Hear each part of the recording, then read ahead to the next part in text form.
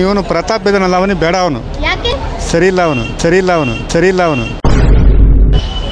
ವಿನಯ್ ಯಾಕೆ? ಅವ್ರು ಚೆನ್ನಾಗಿ ಮೇಂಟೈನ್ ಮಾಡ್ತಾರಲ್ಲ. ಅದಕ್ಕೋಸ್ಕರ. ಹಾಂ, ಇವನು ಪ್ರತಾಪ್ ಇದನ್ನಲ್ಲ, ಅವನಿಗೆ ಬೇಡ, ಅವನು ಯಾಕೆ?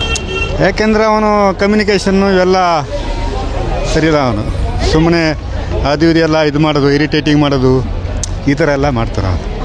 ಹಾಂ, ಅಂದ್ರೆ ಇವಾಗ ಏನಪ್ಪಾ ಅಂತಂದ್ರೆ ಪ್ರತಾಪ್ ಅವರು ಮತ್ತೆ ಮೊನ್ನೆ ಜಗಳ ಆಯ್ತು. ಪ್ರತಾಪ್ ಅವರು, ಡ್ರೋನ್ ಪ್ರತಾಪ್ ಅವರು ಮತ್ತೆ ವಿನಯ್ ಅವ್ರದ್ದು. ಸೊ ಯಾರ್ದು ಸರಿ ಯಾರ್ದು ತಪ್ಪು ಸರ್? ವಿನಯ್ದು ಸರಿ.